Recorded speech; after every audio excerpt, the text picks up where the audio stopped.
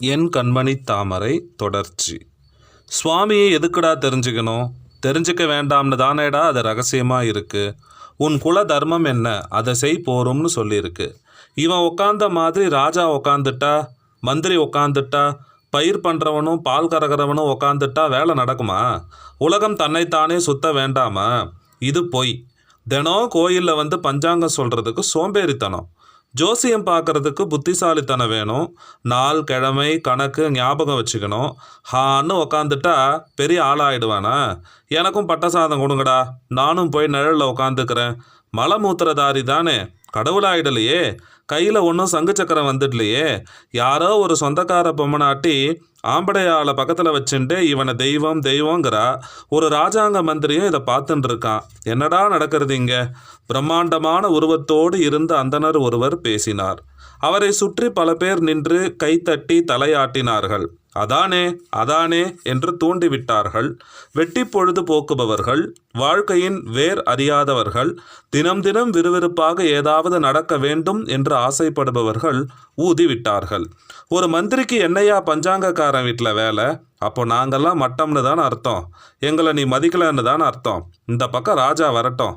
வெத்தலைக்கு நடுவில் தேலை வச்சு பொட்டியோடு கொடுக்குற மாதிரி ராஜாவுக்கு முன்னாடி பலதும் பேசி இதையும் தள்ளி விட்டுருவோம். சுருட்டின வெத்தலையோட தேல் குஞ்சு போய் தொண்டைக்குழியை கொட்டினா ராஜா கத்தாமலா இருப்பான்? தேல் குஞ்சு தொண்டைக்கு போக பகவான் தான் அருள் செய்ய வேண்டும். எதற்கு வேண்டிக் கொள்வது என்று தெரியாமல் வேண்டிக் கொண்டார்கள். அந்த குடும்பத்தை அங்கேயே விட்டுவிட்டு ஐயாவையன் தன் படைகளுடன் வேதாரண்யம் நோக்கி பயணமானார். சுப்பிரமணியத்தின் மைத்துனனும் அவன் மனைவியும் விதவிதமாக சுப்பிரமணியத்தை உபசரித்தார்கள். உடம்பு சூடு போக எண்ணெய் தேய்த்து மைத்துனன் குளிர்பாட்டினார். வெகுநாள் கழித்து உடம்பில் எண்ணெய் பட்டதும் சூடு அதிகமாயிற்று.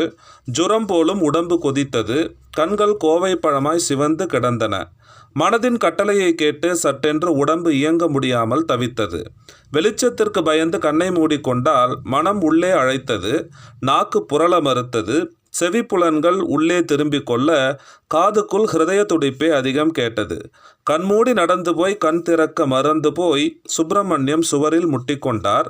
என்ன என்ன என்று பலர் பதறி வந்தபோது வாய் குழறினார். தூக்கி நிறுத்திய போது சிவந்த கண்களோடு அவர்களை வினோதமாக பார்த்தார்.